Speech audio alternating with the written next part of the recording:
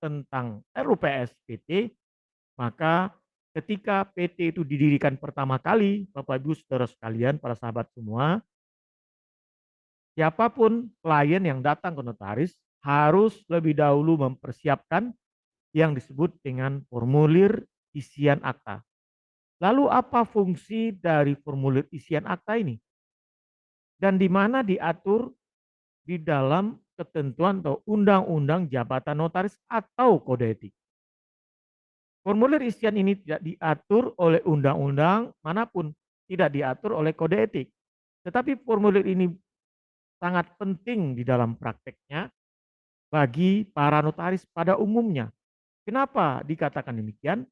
Walaupun tidak diatur oleh undang-undang, walaupun tidak diatur oleh segala macam ketentuan dalam jabatan notaris maupun kode etik notaris, formulir isian ini penting diperhatikan dan dilakukan di kantor notaris. Ibarat kata misalkan kita datang ke instansi manapun, contoh ke perbankan, ketika kita datang memasuki pintu masuk daripada perbankan, maka misalnya security menanyakan apa maksud kita dan selanjutnya kita harus mengisi yang namanya yang formulir ya dan lain-lainnya, atau kita ke instansi manapun sebelum kita berurusan ya dengan staf petugas daripada karyawan daripada instansi terkait, kita diwajibkan terlebih dahulu mengisi formulir yang merupakan bagian daripada administrasi dari kantor yang bersangkutan. Banyak dari segala macam urusan kita harus kita terlebih dahulu harus mengisi formulir. Tidak usah jauh-jauh Bapak Ibu Saudara sekalian, kita misalnya ke PMI, Palang Merah Indonesia, ketika kita ingin donor darah, ya. Walaupun kita sudah donor darah berkali-kali, tetap kita mengisi formulir di PMI menjadi syarat. Karena pertanyaannya itu akan update terus. Contoh sederhana, apakah saudara sudah tidur lebih dari 4 jam? Ya. Kemudian apakah saudara tidak minum obat antibiotik 3 hari terakhir? Apakah saudara tidak pernah 3 tahun terakhir ke Inggris? Tidak pernah 3 tahun terakhir ke Afrika Selatan? Ini harus diisi dicentang bagi para pengisi, para donor yang mendonorkan darahnya di PMI. Itulah contoh sederhana betapa penting formulir ini yang dilakukan di kantor notaris. Tidak usah jauh-jauh Bapak sekalian, inilah yang dalam praktek. Kegunaan formulir ini juga sangat bagus bagi kita sebagai antisipasi, sebagai tameng. Ketika di dalam akta kita di premis akta kita sering menemukan kata-kata kalimat menurut keterangannya, menurut pengakuannya. Ya, menurut keterangan dan pengakuan ini di dalam prakteknya lebih sering karena disebutkan oleh klien penghadap secara lisan atau kadang-kadang sering dalam praktek selama ini kedatangan klien untuk mengutarakan kemauannya yang ingin kita konstantir dalam suatu akta, maka kemauan mereka kita yang notaris siapkan kita tuliskan sendiri di pulpen atau alat tulis yang kita siapkan. Alat tulis itu kita siapkan dengan tulisan notaris atau karyawan kita misalkan. Ini kalau di dalam praktek ketika kalau akta itu dimasalahkan secara hukum, misalnya notaris dipanggil oleh penyidik, maka penyidik akan bertanya, ini tulisan siapa? Maka kalau kita jawab tulisan notaris, muncul kemudian banyak pertanyaan-pertanyaan oleh penyidik terhadap kita. Walaupun notaris sebagai saksi di dalam akta tersebut, dipanggil sebagai saksi. Ya, bayangkan kalau formulir itu diisi langsung oleh klien penghadap dengan tulisan tangan sendiri, dengan tanda tangan sendiri, maka ketika penyidik bertanya, ini tulisan siapa? Kita jawab, ini tulisan penghadap Tuan A dan seterusnya. Kalau si penyidik bertanya tentang ini, maka tidak ada lagi pertanyaan-pertanyaan yang muncul kemudian dibandingkan dengan ketika kita notaris yang menuliskan muncul banyak pertanyaan-pertanyaan bertubi-tubi terhadap hal ini saja. Satu pertanyaan ini saja. Inilah keunggulan dari formulir ini kenapa perlu ditetapkan, dipersiapkan oleh notaris terhadap akta apa saja. Apakah akta relas, akta pejabat, atau akta oleh para pihak di hadapan para pihak, di hadapan notaris, akta yang dibuat oleh notaris atau akta yang dibuat di hadapan notaris. Formulir ini bisa juga multifungsi, bisa dijadikan alas hak di dalam premis akta kita. Kalau dia diberikan materai, materai 10.000. Kalau tidak diberi materai, Bapak-Ibu sekalian, maka formulir ini hanya sebagai orat-oret yang tetap dilekatkan pada akta, pada warka akta, minuta akta kita. Jadi kalau dia diberi materai ada dua kegunaannya.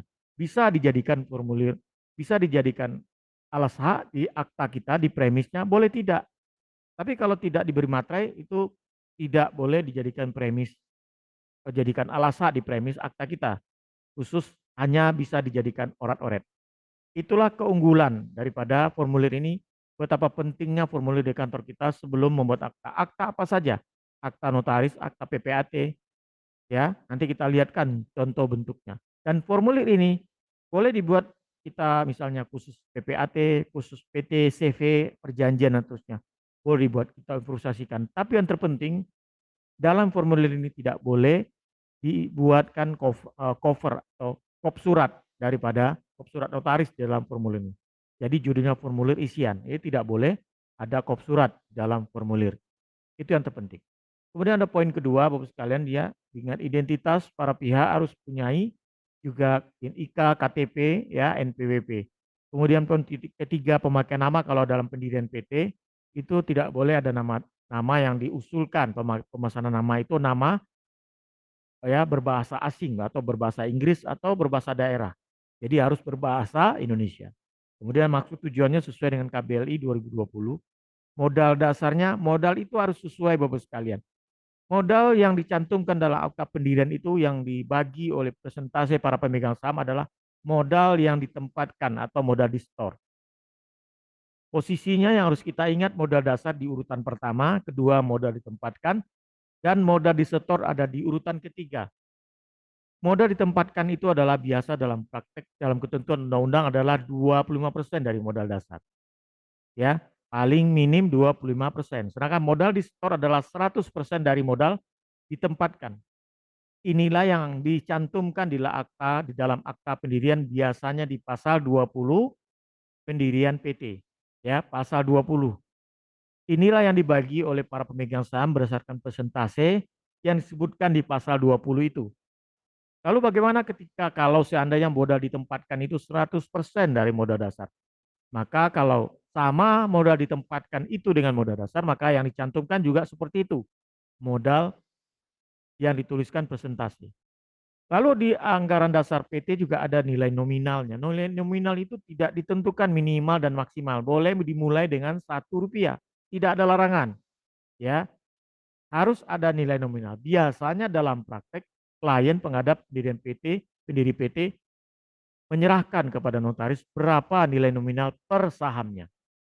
Lalu poin 6 adalah komposisi saham yang tadi disebutkan, itulah yang dibagi dalam persentase saham.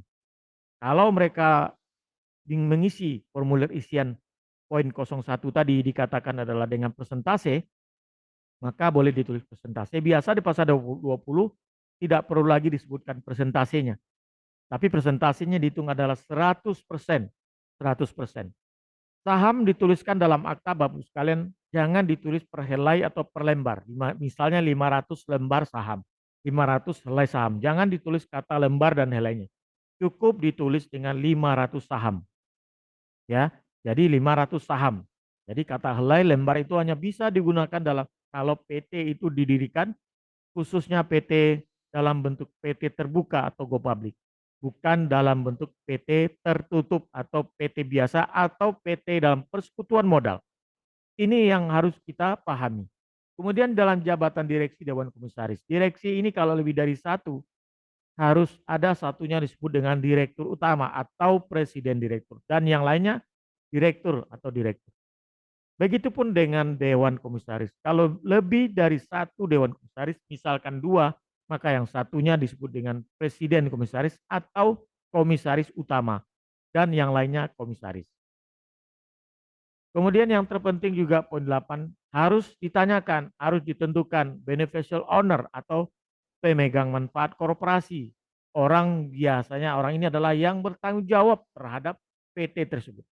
Ini yang paling penting harus dipahami Bapak Ibu Saudara sekalian dalam sebuah pendirian PT untuk pertama kali ya, yang 60 hari maksimal harus dimohonkan kepada menteri untuk pengesahannya guna agar PT tersebut berbadan hukum ya.